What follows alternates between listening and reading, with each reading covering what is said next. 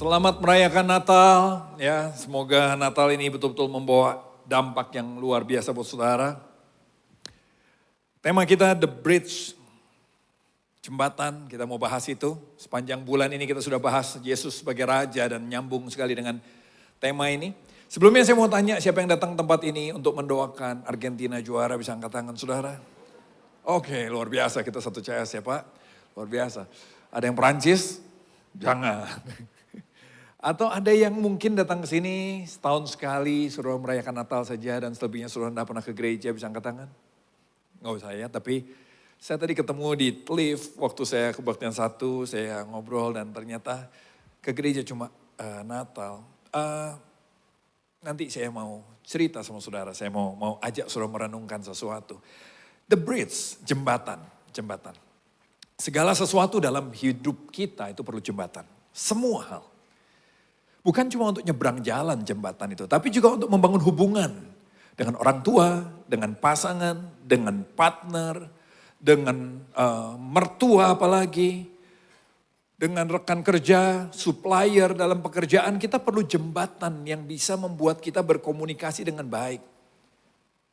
Jadi jembatan tidak selalu hanya untuk kendaraan, tapi juga bisa untuk komunikasi, bisa untuk jarak jauh. Nah, jembatan adalah semua yang dibuat to connect, to overcome. Itu jembatan. Untuk menghubungkan antara dua tempat yang berbeda, untuk menghubungkan antara komunitas-komunitas yang berbeda, untuk menghubungkan antara orang-orang yang berbeda, dibutuhkan suatu jembatan. Jembatan dibuat juga to overcome, untuk mengatasi suatu rintangan. Rintangan apa? Bisa jurang, bisa sungai, bisa waktu, bisa jarak. Kalau rekan saudara dari Amerika, saudara di sini, saudara perlu jembatan komunikasi untuk berhubungan dengan dia. Jembatan juga diperlukan untuk meng-overcome perbedaan yang ada di antara kita. Setiap kita beda, setiap orang tuh beda. Kenapa suami istri perlu jembatan untuk membangun hubungan? Karena ada perbedaan, even suami istri. Apalagi kita, apalagi banyak hubungan, kita semua perlu dibangun jembatan untuk mengatasi perbedaan yang ada. Nah, inilah jembatan yang Tuhan buat untuk kita. Natal adalah suatu jembatan yang Tuhan bangun. To connect with us. Tuhan membangun Natal, Tuhan membangun jembatan untuk connect with us. Bukan sekedar beragama. Natal gak pernah dibuat hanya untuk kita beragama. Natal dibuat untuk kita punya hubungan dengan Tuhan. Natal dibuat to overcome sin. Untuk mengatasi masalah antara kita sama Tuhan. Untuk mengatasi perbedaan yang jauh sekali antara standar surga, standar kekekalan dengan kita. Tuhan perlu mengatasi masalah dosa itu supaya kita betul-betul bisa jadi umat yang benar-benar diampuni dan diterima kembali. Caranya apa? Dengan cara jadi manusia. Inilah yang dipilih Tuhan. Dengan cara bahkan lahir sebagai bayi yang betul-betul meragukan kalau dibilang inilah pahlawan dari segala pahlawan. Gayanya gak meyakinkan, dia harus dipeluk, dia lemah sekali, kayaknya dilepas juga jatuh, kayaknya kalau gak dijaga ini bisa gak ketolong. Tapi uniknya kehadiran Yesus ini menjungkirkan balikan banyak hal dari sejak dia bayi. Dari sejak Yesus bayi banyak hal sudah jungkir balik. Kenapa? Karena dia bukan sekedar bayi, dia bukan sekedar penolong, dia bukan sekedar juru selamat. Tapi dia adalah raja. Yesus adalah raja. Lukas 1 ayat 30-33 bahasa Indonesia sehari-hari. Di minggu pertama kita sudah belajar ini. Dia akan menjadi agung. Oh, kok langsung ini salah. Ayat yang pertamanya. Tolong, engkau akan mengandung dan melahirkan seorang anak yang harus engkau beri nama Yesus. Bisa tolong? Multimedia. Oke. Yesus artinya apa? Yesus artinya gini, Allah yang menyelamatkan. Yesus artinya pemimpin. Yesus artinya pemberi kemenangan. Jadi Bayi yang lahir ini punya arti nama salah satunya pemimpin. Bukan sekedar juru selamat. Pemimpin, katakan sama-sama pemimpin. Dia akan menjadi agung dan anak Allah yang maha tinggi. Tuhan Allah akan menjadikan dia raja. Dia akan memerintah sebagai raja. Kerajaannya tidak akan berakhir. Berarti firman Tuhan dari sejak awal sudah bilang bahwa Yesus adalah raja. Jesus is king, Jesus is the king. Dia sang raja, dia adalah pilihan Tuhan. Dialah Tuhan yang menjadi manusia. Pertanyaannya, termasuk untuk Natal ini pertanyaan gini. Is Jesus my king? Apakah Yesus adalah raja saudara dan saya? Karena gak semua orang terima dia loh. Gak semua orang terima dia. Termasuk tidak semua orang yang ke gereja terima dia. Termasuk tidak semua gereja menerima dia sebagai raja. Coba kita lihat, Yohanes 1 bilang begini. Dia datang pada milik kepunyaannya, tetapi orang kepunyaannya tidak menerima dia. Wow. Gereja gak terima dia, yakin sudah terima dia sebagai raja. Tetapi semua orang yang menerimanya, nah ini yang seru dan ini yang berita baik dengan Natal, tentang Natal. Tetapi semua orang yang menerimanya diberi kuasa supaya menjadi anak-anak Allah. Yaitu mereka yang percaya dalam namanya. Waktu kita mau menerima dia sebagai raja, maka saudara akan mendapat kuasa kerajaan. Hidup saudara akan berbeda pasti. Engkau akan punya kuasa untuk hidup berbeda. Engkau gak lagi tergantung uang, engkau gak lagi tergantung popularitas, engkau gak lagi tergantung penerimaan orang lain. Engkau gak tergantung dengan apa yang terjadi di dunia ini. Karena engkau adalah anak Allah. Engkau punya kuasa kerajaan dalam hidup ini. Kalau kita mau menerima Yesus sebagai raja. Tapi kalau gak mau terima, maka kita menjadi beragama Kristen tanpa mengalami kuasa Tuhan. Sekali lagi masalahnya kan di sini. Banyak orang gak suka dengan kehadiran Yesus. Kenapa? Yang pertama gini, kenapa dia gak datang pakai kostum aja sih? Kayak Superman, Batman, kayaknya lebih keren. Kenapa kayak gitu? Coba dari lahir dia sudah pakai kostum, matanya bisa menyorotkan laser, nafasnya bisa bikin beku orang. Aduh, semua orang akan berlutut. Kenapa banyak orang gak suka dengan kehadiran Yesus? Selama Natal dirayakan sesuai dengan cara yang kita mau, kita semua senang. Setuju? Saya kalau udah bulan Desember selalu hampir 2 hari sekali, 3 hari sekali perayaan Natal. Perayaan sini, merayakan sana. Dan dekornya selalu ya kira-kira begini. Selalu ada pohon cemara. Yang kita sebut pohon Natal. Padahal kalau sudah baca Alkitab, gak ada itu pohon cemara di Alkitab. Sekarang kalau saya lihat trennya di sini nggak ada, tapi trennya ada gini, rusa-rusa. Di Alkitab nggak ada rusa, adanya unta dan domba. Di beberapa tempat tetap maksa ada salju. Padahal Israel itu dekat dengan tanah Arab, saudara. Mana ada salju? Tapi gini, kita kekeh kan, pokoknya gue mau Natal yang ada saljunya, ada rusanya, ada pohon cemaranya. Itu Natal yang gue mau. Itu Natal yang bikin gue rasa dekat sama Tuhan. Tanah Arab gak ada salju. Rusa gak ada di sana, kira-kira begitu ya. Jarang sekali. Cemara. Apa itu pohon cemara? Pohon cemara sebetulnya tahu kan saudara kenapa sejarahnya bisa ada di gereja. Itu tuh mesbah penyembahan berhalanya bangsa Jerman kuno. Yang disembah siapa? Thor dan bapaknya. Siapa yang suka nonton Thor? Saya suka Thor. Yang palunya diputar-putar itu kan. Yang hebat sekali cuma terakhir dia jadi buncit perutnya saudara ya.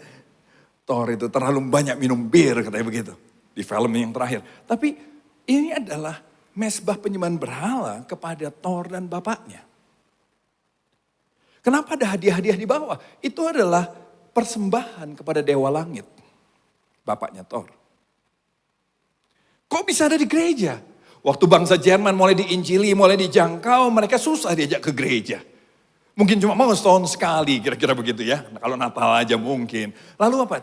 Dapat akal gini, dimasukinlah pohon Natalnya, pohon cemaranya di dalam gereja. Dan waktu mereka lihat ada pohon cemara di gereja, buat mereka, waduh kalau gitu Tuhannya 11-12 sama Tuhan gue selama ini. Masih Thor juga nggak apa-apa dah. Ya kan? Masih bapaknya Thor juga, oke deh. Akhirnya mereka suka. Nah, lewat waktu baru mereka belajar firman. Bahkan Martin Luther nanti keluar dari sana. Tapi itu ceritanya pohon cemara ini ada di sini. Saya nggak bilang anti, no. Di rumah saya juga ada, istri saya pasang pohon cemara besar sekali, hampir lebih besar dari rumah saya, saudara. Lebay.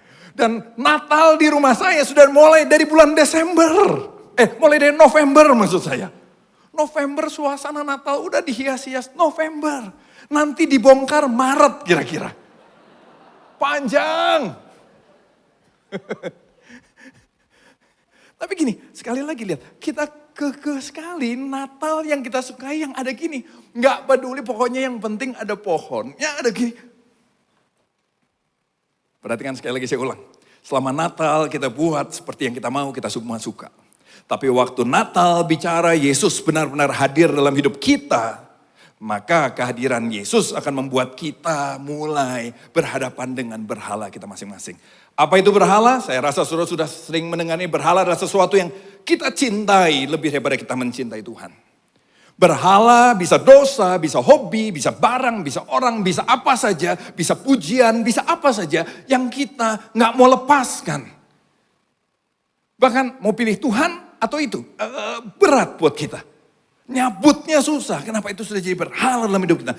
Dan kehadiran Yesus kenapa dari bayi, dari sejak lahir sudah bikin heboh, sudah bikin masalah. Karena begitu dia lahir orang berhadapan dengan berhalanya.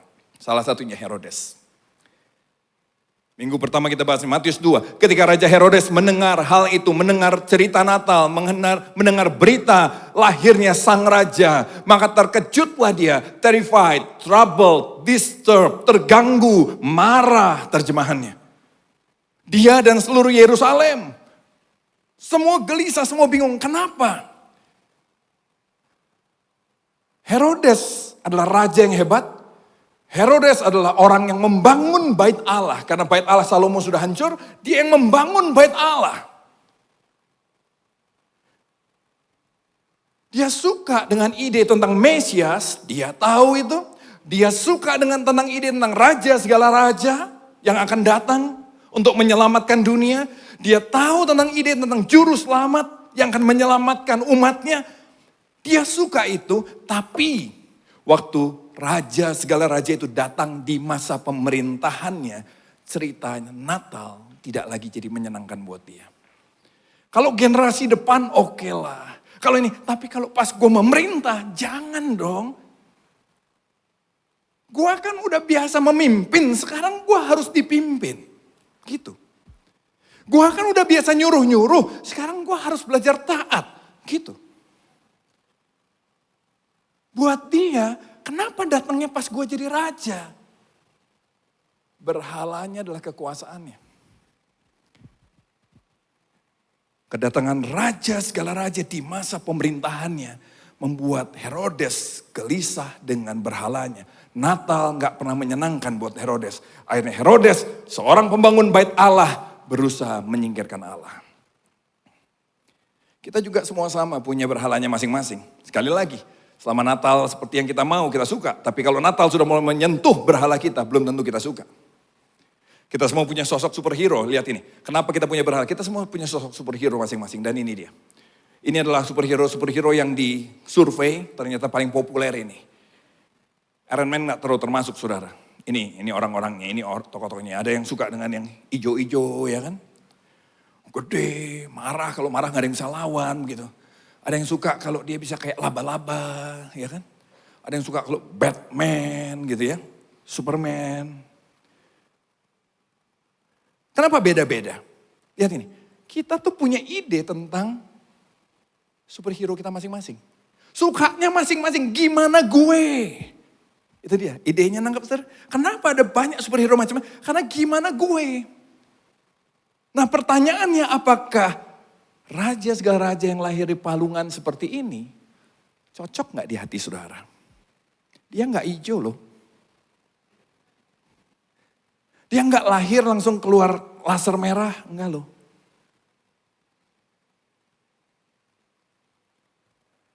Cocok gak? Atau, gue lebih suka yang hijau Pak. Dan kalau saudara perlu tahu, ini dia data penyebaran dari superhero ini. Saudara boleh foto supaya saudara tahu. Di USA, di Amerika, Spider-Man itu paling top. Spider-Man. Jadi kalau saudara tanya Superman, bukan. Pahlawan kita enggak terlalu sama Superman. Kita sukanya Spider-Man, itu paling populer. Di Meksiko, Iron Man. Itu di Meksiko, Iron Man. Di Brasil, Hulk. Nah itu dia.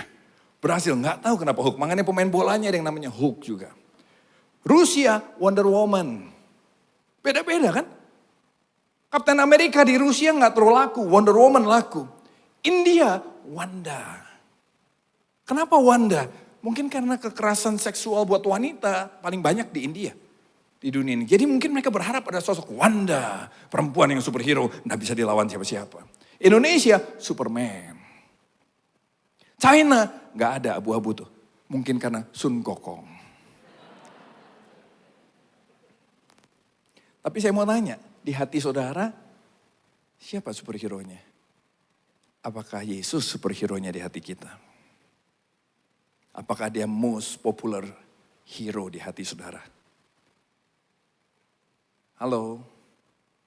Apakah dia raja dalam hidup kita?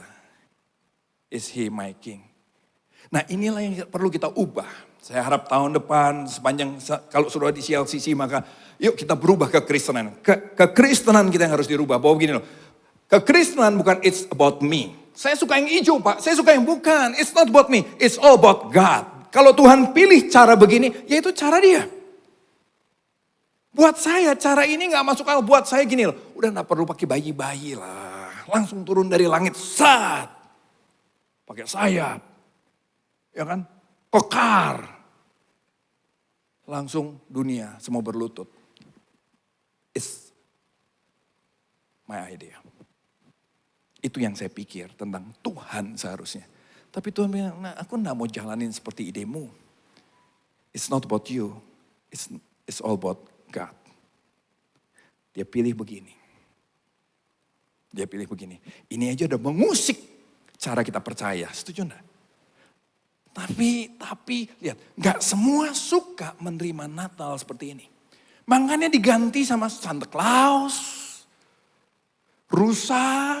Mungkin itu membuat kita gak perlu terlalu lihat palungan, ayo. Gak ada ide lain. Gak ada cara yang lebih keren. Baik, aduh. Agama lain bilang ini, terus kotor dong dia. Keluarin kotoran dong dia. Pup maksudnya. Masa Tuhanmu pup? Dibersihin sama manusia. Sama, saya juga pikir begitu. Kok gini ya? Tapi itulah kekristenan. It's not about you, it's all about God. It's not about me, it's all about God.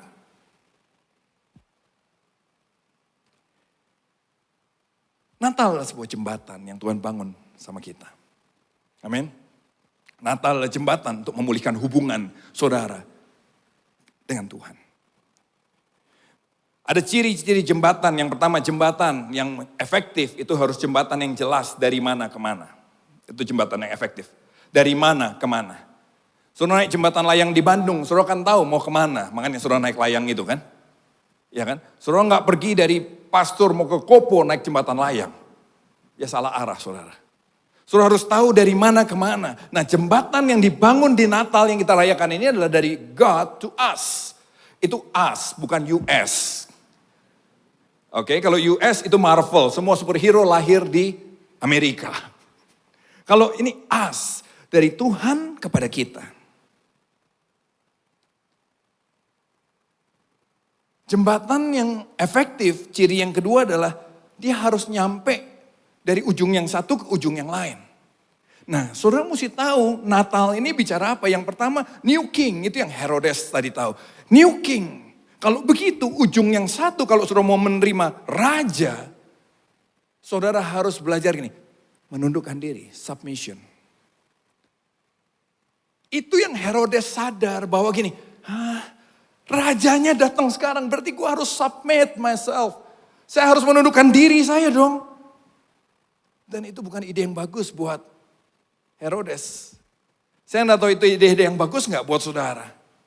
Karena tanpa mau menundukkan diri, maka kita enggak mungkin bisa menerima jembatan itu dalam hati kita. Karya Natal itu gak mungkin sampai di hati kita. Yesus yang datang sebagai manusia, Tuhan yang datang sebagai manusia gak mungkin ada di hati kita. Selama kita gak mau menundukkan diri sama Tuhan. Nah, salah satu ciri menundukkan diri adalah bahwa gini, kita mau belajar merenungkan firman Tuhan. Oh iya dong, nih kalau saudara lihat ini. Ini surat dari seorang raja Inggris. Ditulis tahun 1937 sampai ditaruh di museum. Kenapa?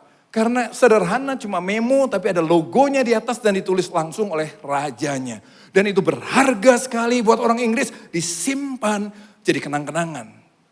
Kenapa? Oh ini surat yang luar biasa. Dapat surat dari raja itu luar biasa. Kalau saudara dapat surat dari Jokowi, ada kop suratnya, presiden. Maka saudara pasti buka dong. Pak ada surat dari Jokowi, biar aja lah. Nggak akan begitu. Nggak usah presiden. Buat pengusaha, surat dari kantor pajak aja pasti kita buka. Yang setuju kata amin. Waduh, surat dari kantor pajak kita buka supaya jangan jadi masalah. Apalagi kalau ada surat dari panggilan kepolisian. Pasti kita buka. Tapi kenapa surat dari Tuhan tidak pernah kita buka? Itu memperjelas posisi Tuhan di hati kita. Dia bukan siapa-siapa di hatimu. Lihat, Natal mulai gak enak ya buat kita ya. Buat beberapa gini, aduh gue pengen keluar aja Pak dari sekarang. Herodes juga merasa seperti itu. Natal gak menyenangkan, kenapa? Mulai mengusik kita. Pak, bahas tentang domba di padang aja Pak gimana? Bahas tentang Sinterklas, bahas tentang salju di hari Natal gimana? Jangan bahas ini. Tapi jembatan ini antara raja dengan kita, bicara gini, dia raja dan kita punya pilihan. Mau menundukkan diri apa tidak? Mau submit yourself apa enggak? Dan submit yourself kepada Tuhan adalah begini, kamu mau baca suratnya. Kenapa? Firman Allah adalah Allah sendiri, Alkitab bilang. Waktu kita tidak mau baca pribadinya, berarti kita tidak mau terima dia sebagai raja. Karena itu sisi yang satu Tuhan memberikan kasih karunia. Oh iya, Tuhan mengasihi kita. Sisi yang lain supaya mendarat jembatan tuh harus mendarat di ujungnya. Ujungnya apa? Repentance. Ada pertobatan di sana. Ada pertobatan. Ini bahasa Indonesianya supaya lebih jelas. Sisi yang satu Tuhan memberikan kasih, sisi yang satu pertobatan perlu ada. Itu yang membuat terhubung jembatannya. Terhubungnya. Selama jembatan enggak terhubung kita cuma beragama Kristen. Tanpa mengalami kuasa kerajaan, tanpa mengalami kuasa sebagai anak-anak Allah. Tanpa mengalami perubahan, kuasa perubahan dari Tuhan. Saya akan tutup dengan beberapa ayat ini, Yesaya 9. Seperti yang tadi kita nyanyiin. Sebab seorang anak telah lahir untuk kita. Seorang putra telah diberikan untuk kita. Lambang pemerintahan ada di atas bahunya. Artinya apa sih Pak? Bahasa Indonesia hari-hari dia bilang ini, ia akan menjadi pemimpin kita. Simple.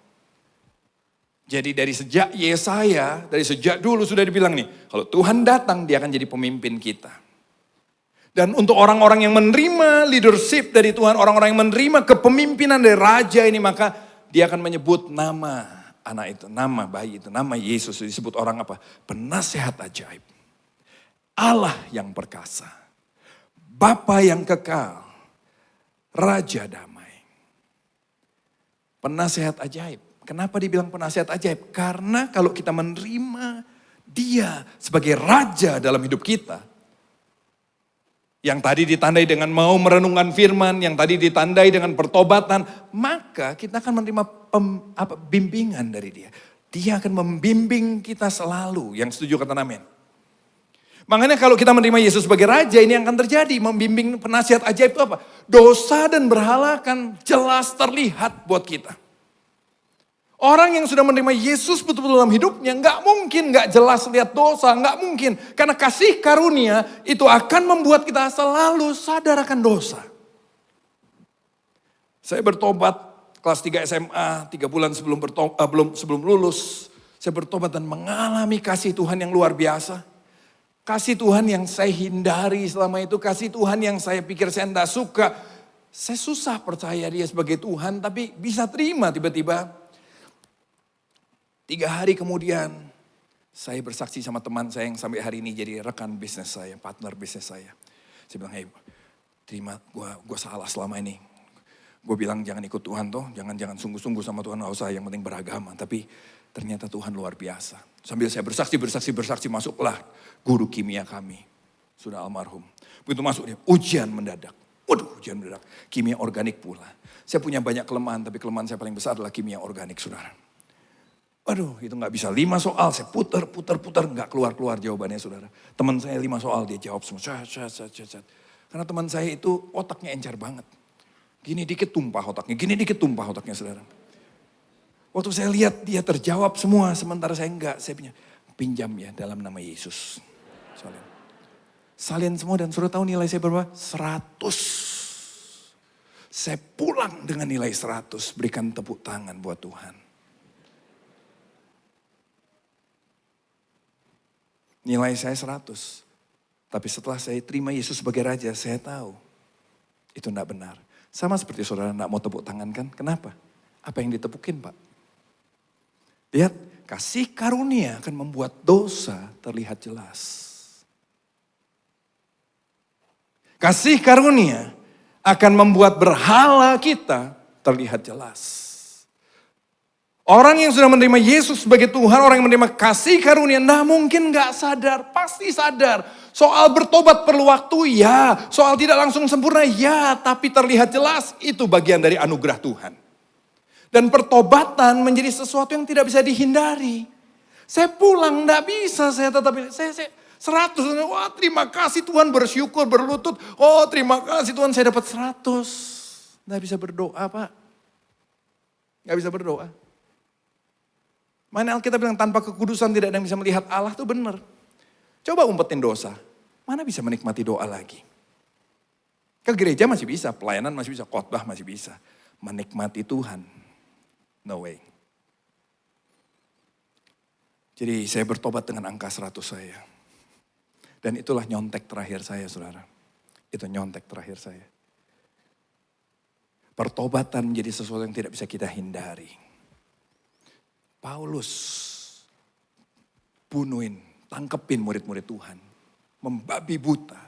Tapi begitu Tuhan panggil dia, pertobatan tidak bisa dihindari dari hidup Paulus.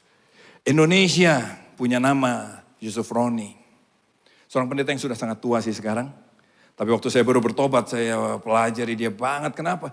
Dia menjadi Kristen, dia pembakar gereja, dia sangat aktivis yang gitu-gitu tuh, tukang bakar gereja. Abu Bakar Yusuf Roni gitu kalau gak salah namanya. Terus dia bertobat jadi Kristen dan tanpa diadili 7 tahun penjara. Tapi tetap tidak mau melewatkan imannya. Penjara penuh zaman-zaman itu. Kenapa? Orang pengen kebaktian denger dia khotbah, saudara. Jadi kalau mau masuk penjara, semua orang tiba-tiba pengen masuk penjara. Serius. Kalau kebaktian banyak sekali yang mau dengar karena dia khotbah di sana. Akhirnya pemerintah gak bisa bebaskan dia. Dan dia jadi pendeta. Pertobatan, lu mau sebenci apapun sama Tuhan. Kalau Tuhan sudah pilih kita, Tuhan sudah jamah kita gak bisa lari dari Tuhan. Gak bisa lari dari Tuhan. Saya harap di tempat ini sudah gak bisa lari dari Tuhan, amin. Amin. Saya doa Tuhan jangan ada yang bisa lari dari Tuhan. Akibatnya berikutnya, perubahan jadi sesuatu yang dirasakan oleh orang lain. Perubahan jadi sesuatu yang dirasakan oleh orang lain. Itu kalau kita menerima dia sebagai raja. Kenapa? Penasihat ajaib itu kan membimbing kita untuk terus bertumbuh. Sampai ya kita belum sempurna, saya pun belum sempurna. Tapi perubahan akan dirasa oleh orang lain. Keluargamu akan rasa perubahan. Pasanganmu akan rasa perubahan. Orang tua anakmu akan rasa perubahan. Apalagi mertuamu akan rasa perubahan. Yang setuju kata amin. Kayaknya belum banyak yang menikah di sini. Pacarmu akan merasa kamu berubah. Amin. Kayaknya banyak yang jomblo di sini. Dan kasih akan jadi bahasa dalam kehidupan kita. Orang yang sudah menerima Yesus jadi raja, jembatannya nyambung. Saudara, saya jamin gak bisa hidup untuk dirimu sendiri, gak mungkin. Engkau akan mulai memikirkan bagaimana bisa mengasihi orang lain, bagaimana bisa menolong orang lain, menjangkau orang lain, memberkati orang lain. Orang Kristen itu tidak mungkin egois. Kalau egois, dia cuma agama Kristen. Tapi kalau Yesus betul-betul di dalam hidupnya, tidak mungkin kita egois. Walaupun dasarnya kita egois, tapi Tuhan akan membawa perubahan pada kita, sedikit atau banyak. Kasih jadi bahasa kita. Nggak tahu gimana, kita akan belajar untuk mengampuni. Kita akan belajar untuk mengampuni orang yang membenci kita. Dulu jangankan orang membenci kita udah benci duluan. Sekarang kita belajar, dia benci kita, dia omongin kita tetap mau belajar mengampuni dia. Wow.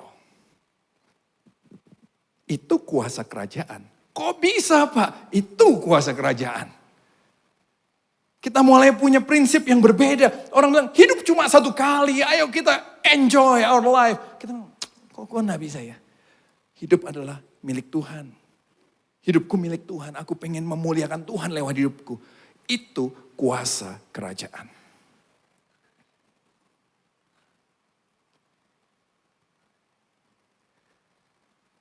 Saya minta musik, boleh maju ke depan. Setelah penasihat ajaib, dia juga sebut Allah yang perkasa. Kenapa? Karena sebagai anak-anaknya, dia akan selalu menjadi kekuatan kita. Dia akan selalu menjadi pembela kita. Ya kita bisa naik turun, ya kita bisa lemah, ya kita bisa punya masalah. Tapi kita tahu kita aman di dalam pembela kita, bersama pembela kita. Dia Allah yang perkasa, dia Bapa yang kekal. Artinya apa? Dia mengasihi umatnya dengan kasih yang kekal. Saudara dan saya kesetiaannya maju mundur, Tuhan tidak pernah maju mundur. Saudara dan saya bisa setianya naik turun, Tuhan tidak pernah naik turun. Dia akan tetap mengasihi kita dengan kekal. Wow. Dia adalah Raja Damai. Maksudnya apa? Dia menyelamatkan kita. Dosa kita di overcome oleh jembatan ini. Dosa kita dibereskan. Sehingga apa? Kita didamaikan dengan Tuhan. Didamaikan dengan Bapa. Didamaikan dengan Allah.